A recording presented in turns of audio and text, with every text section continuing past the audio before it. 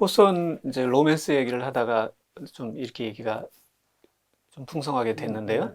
그 로맨스론과 관련된 이야기를 하는 이 작품의 독특한 부분이 앞부분에 붙은 네, 네. 세관이라는 건데요. 여기에 이제 작가론을 피력하기도 하고 개인적인 사정도 얘기도 하고 좋은 글자라는 걸 쓰게 된 동기에 대해서도 이야기를 합니다. 저 앞부분에 이제 자기가 세관, 세일럼 자기 고향이죠. 예. 그 당시에는 그래도 꽤 활발한 항구였는데 그 세관장이었는지 나도 정확한 개념 잘 모르겠어요. 서베이어라고 돼 서베이어. 있는데 예, 인스펙터라는 것보다는 높은 자리 같아요. 그리고 컬렉터라는 자리가 있는데 네. 하여간 서베이어가 제일 높은 사람 아니었는가 모르겠어요. 그리고 그 당시에 이런 자리는 전부 이게 낙하산 인사였습니다. 선거에서 이긴 정당이 전리품으로 나눠주는 자리였어요. 그러니까 호선이 무슨 세관 관리로서 특별한 자격을 가진 것도 아닌데 자리를 하나 준 거죠. 호선은 물론 열심히 일을 했지만은 세관장이라고 합시다. 서베이어로서 한 2, 3년 했나요?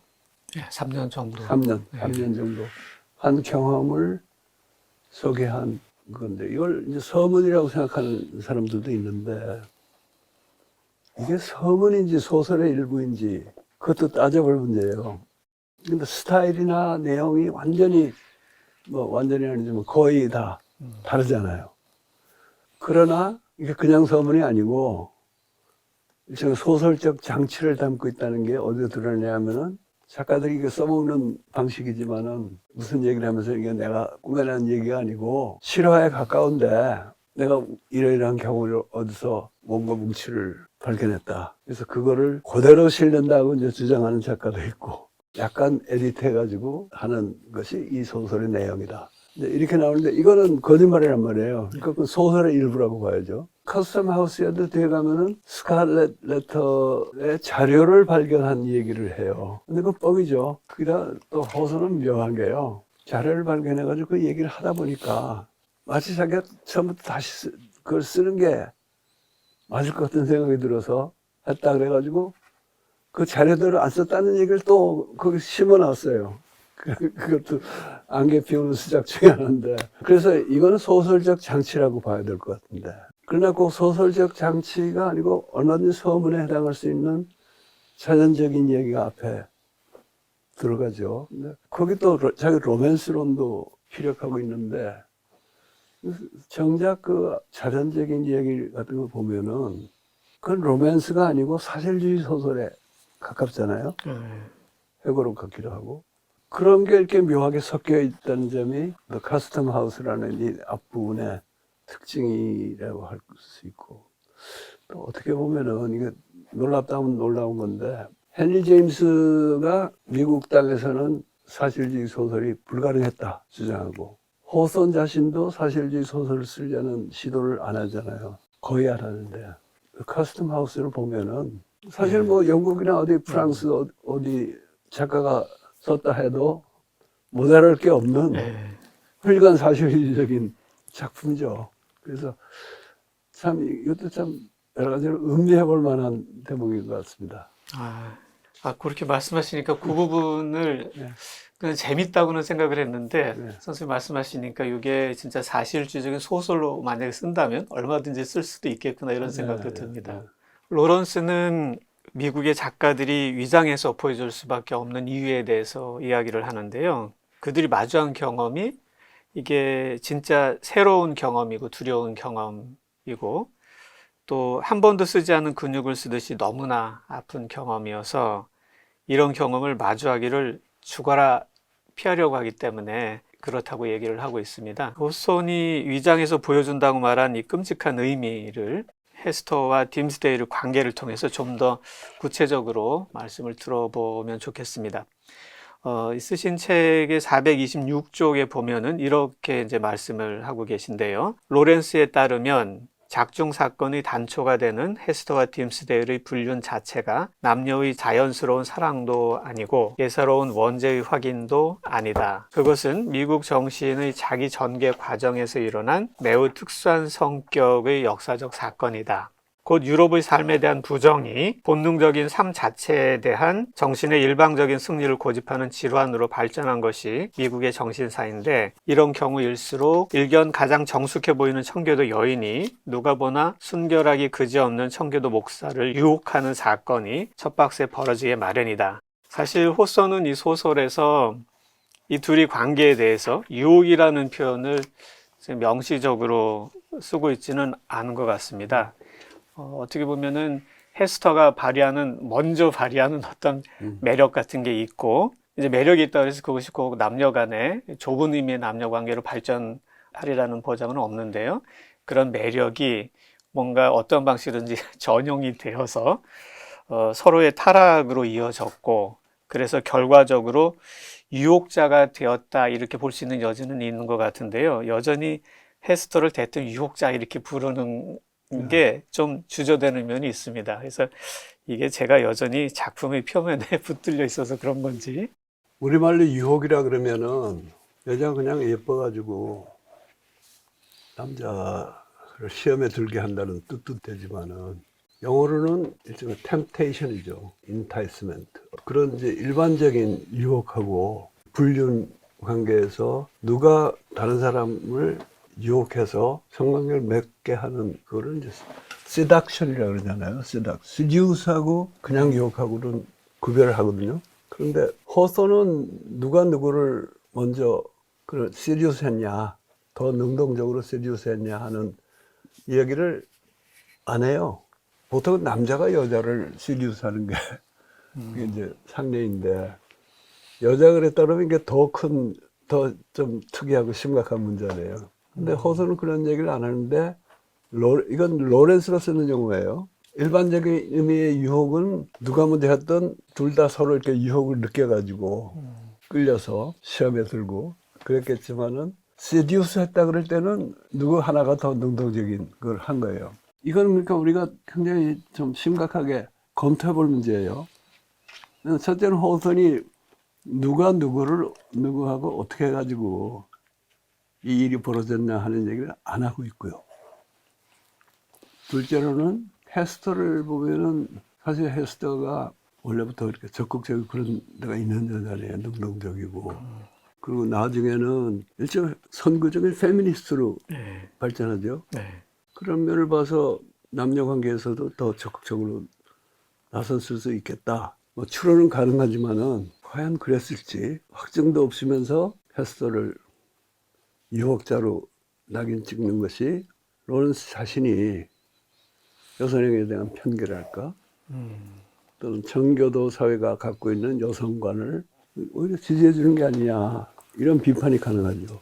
그래서 중요한 문제들인데, 로렌스는 통상적인 연애 관계에서 여자가 조금 더 적극적으로 나섰다 하는 그게 아니고, 이 불륜이 진짜 남녀 간의 뜨거운 사랑하고는 좀 다른 성격이다 하는 거 아니에요.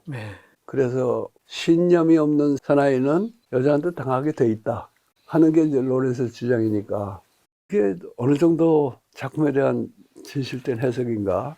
어떻게 생각하세요? 그러니까 이제 명시적으로 남녀 관계의 시작 부분에 대해서 언급하고 있는 것은 없는데요. 다만 이제 목사가 처음에 헤스터에게 왜 끌렸는지를 이야기를 하는 부분이 있습니다. 그 요소 같은 거. 목사는 이제 되게 갇혀 있는 상태, 정신적으로 청교도 신념이 살아가는 동기가 되거나 활력이 되기보다는 뭔가 이제 울타리, 굴레 이런 식으로 묘사가 되는데, 그 바깥으로 나가는 걸 되게 두려워하는 걸로 묘사가 되었다가 헤스터를 통해서 바깥 공기를 맛본 걸로 묘사가 됩니다. 그러니까 이제 헤스터의 어떤 힘이나 활력이 안에 갇혀 있는 사람을 끌어낸 이제 역할을 한 걸로. 그것 자체로는 헤스터가 세듀스했다는 증거는 못 되잖아요. 그렇지만 그래서 제가 아까 이제 그런 매력 같은 게 있는데요. 총체적으로 그것을 사실 이제 일상적인 관계에서도 어떤 사람이 되게 좋다고 했는데, 그것이 이제 남녀 관계일 경우에는 이게 엉뚱하게, 꼭 엉뚱한 건지는 모르겠습니다만 이제 전용이 되거나 그걸로 오해가 되거나 오해인지도 모르고 이제 그렇게 가는 경우들이 실제로 있어서 이 목사의 경우에는 어땠는지 그게 조금 궁금하기는 합니다. 근데 이제 여자가 매력이 있어가지고 남자가 끌려서 두 사람의 관계가 생기기까지도 여성의 책임, 미다가 몰아붙이면 이게 전형적인 남성 위주의 여성 혐오적인 발상이거든요. 로렌스가 그런 사람이라는 그 욕하는 비평가도 많잖아요. 이 두 사람이 어떻게 사랑했고 그런 얘기가 일체 없어요. 플래시백으로 해서 옛날을 돌아가서 뭐 그 얘기를 꼭 해야 되는 건 아닌데, 가령 헤스터가 처음에 감옥에서 끌려 나와가지고 형대에 서가지고 어릴 때부터 과거가 쭉 주마등처럼 네. 쫙 가는데 림세이라고 사랑했던 기억은 네, 안 나오고, 그걸 봐도 이게 무슨 청교도 사회가 남녀간의 자연스러운 사랑을 억압했고 두 사람 다 그 희생이 됐다 하는 해법은 현대적, 근대적 휴머니즘의 관점에서 하는 비판이지 허선이 얘기하려고 했던 건 아닌 것 같아요. 조금 거리가 있는 것 같아요. 흔히 그 분류를 가지고 요즘 우리는 내로남불이라고 말을 쓰는데, 내로남불을 뒤집어서 말하면 남불 내로거든.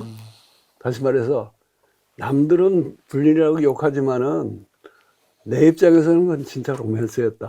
대부분의 그런 거 아니에요. 근데 이 로맨스였다는 기미가 안 보여. 그런 걸 보면은 로렌스가 작중에 두 사람의 남녀간의 자연스러운 사랑이었다는 증거가 있으면서도 불구하고 그걸 몰아치는, 그건 아닌 것 같아요. 그리고 로렌스가 이제 딤스데이를 신념 없는 사나이가 여자한테 당한다 이런 얘기를 하는데, 이 사람 굉장히 경건하고 성실한 청교도 목사 아닙니까? 그 사람을 신념 없는 사나이라고 할 때는 자기 본성에 대한 신념이랄까, 또는 진정한 공동체끼리 공유하는 믿음, 청교도 사회처럼 인위적으로 이렇게 이식된 사회가 아니고 그런 믿음이 결여되어 있다 하는 건데, 그건 딤스데일 뿐 아니라 그 청교도 사회 전체에 대해서 하는 얘기란 말이에요.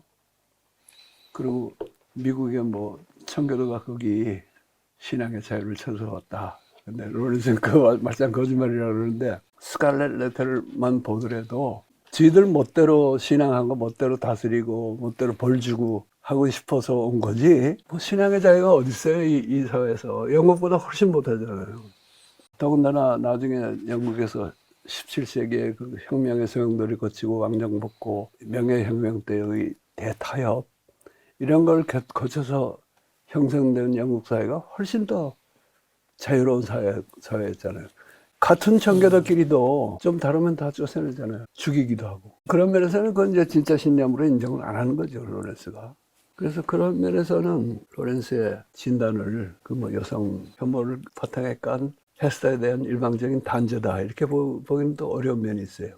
관계가 정말 이제 쉽지 않은 것 같은데요. 이 하신 말씀 중에 이제 사이비 신령 얘기와 관련해가지고 남자가 그럴 때 여성이 이런 역할을 떠맡게 되는데, 그게 뭐냐면 그런 남자를 괴롭히는 마귀가 된다 이런 말씀을 하셨고, 그러다 보면 그게 여자에게 악마 역할을 강요하게 되는 이제 그런 셈이 되는데, 지금 이제 그와 관련되는 거를 맥락을 좀 많이 풀어주신 셈인데요. 관련해가지고 조금 더 여쭤볼까 합니다.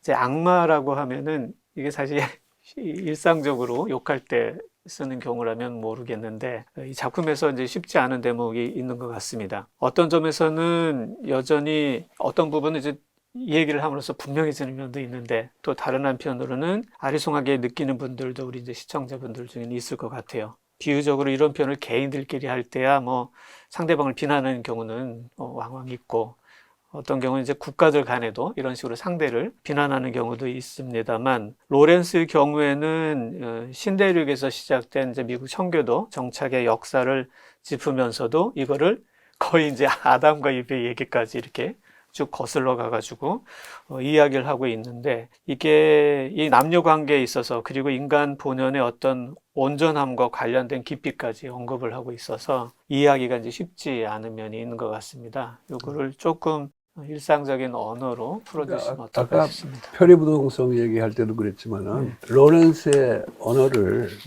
그거 어떤 맥락에서 어떻게 쓰는가 하는 거를 정확히 우리가 이해해가지고 그걸 가지고 논의를 해야지, 상대방을 악마화한다든가 하는 그런 여러 가지 사례하고 뒤섞어 놓으면은 로렌스가 하려는 말이 묻혀버릴 위험이 있어요. 악마란 말은 우선 이 소설 내는 그런 뜻으로 헤스터를 악마라고 부르는 사람은 없잖아요. 죄인이지. 그래서 죄인이고 더러는 악마한테 포섭을 당했다든가 또는 마녀의 영향 안에 들어가 있다. 이렇게 이제 오해하는 사람들은 있는데 그 작중 인물들도 헤스터를 악마라고 그러진 않아요. 로렌스가 악마란 말을 쓴 겁니다.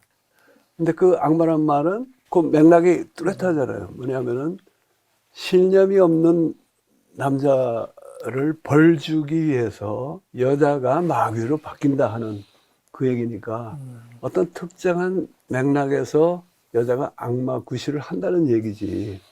무슨 헤스터가 처음부터 악마라거나 아니면 여자가 다 악마라거나 그런 얘기는 아니라고 봐요. 선생님께서 이제 말씀을 하셨는데요. 예를 들어서 이제 일정 기간이 지나고 난 다음에 이 목사가 어떤 상태인지 헤스터가 보게 됐습니다. 보니까 말이 아니거든요.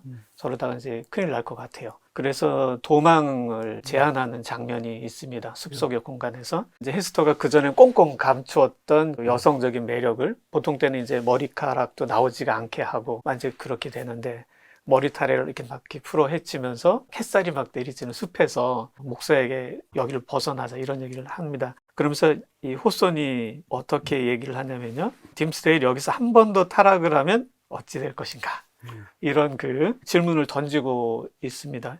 혹시 이런 부분이 선생님께서 말씀하신 그 맥락하고 연결이 될까요? 헤스터의 제안을 받고 처음에는 딤스데일이 정말 뭐 세상이 열리는 기분이 들잖아요. 힘이 솟고. 그리고 헤스터가 원래 딤스데일한테 한 얘기는 세상이 넓은데 여기서만 살 생각하냐. 뭐 얼마든지 떠나서 더 넓은 세상에서 더 자유롭게 살 수 있지 않냐 그랬더니 딤스데일이 먼저 혼자 못 가. 아니 혼자 가는 게 아니라 나하고 같이 가야 되는 거니까. 그 말에 이제 딤스데일이 감동도 기운이 나고 동의를 해서 두 사람이 그렇게 합의를 하는데 그거 자체를 가지고 뭐 딤스데일이 한번 또 유혹했다고 말하기는 어렵지만은 딤스데일이 그러고 나서 집으로 돌아오는데 그때 이제 혼자가 돼서 돌아오면서는 완전히 자기가 이상해져 있다는 걸 느끼잖아요. 네. 그야말로 참 악마하고 무슨 계약을 하고 온 사람처럼 지나가는 사람 보고서 예. 노인도 그렇고 어떤 여성도 그렇고 또 젊은 여자를 보고서 목사로서는 정말 도저히 할 수 없는 말을 막 떠오르잖아요. 심지어는 자기가 한 것 같은 착각도 드는데 하진 않고 겨우겨우 위기를 넘기고 집으로 돌아오죠. 그런 걸 보면은 딤스데일 자신의 입장에서는 헤스터의 그걸 따라가면은 자기는 진짜 그거는 뭐 악마한테 굴복한 인간처럼 되겠다 하는 실감을 그때 뒤늦게 한 거예요. 그러니까 한 번 더 타락한다 또는 전락을 한다. fall이란 말을 호손이 쓴 것은 그 무리한 얘기는 아니고, 그러니까 호손 나름에는 딤스데일이 이러이러한 사람이라서 헤스터하고 그 말을 하는 순간은 해방감을 느꼈지만은 그게 감당이 안 되는, 오히려 그렇게 하면 자기가 더 타락하고 더 죽는 길이고 진짜 이상한 인간이 되는 그런 인간이다 하는 자각을 한 거니까 그게 무리한 설정이라면은 이제 호선이 개인의 생각을 가지고 작중의 진실을 왜곡한 게 되고 또 한 번의 타락을 하는 거고 그 또 한 번의 타락을 하도록 유혹한 거는 헤스터가 되는 거죠. 그렇게 말씀하시니까 나중에 이제 그 영국맨 브라운하고도 연결해서 이야기를 좀 하면 좋을 것 같은데요.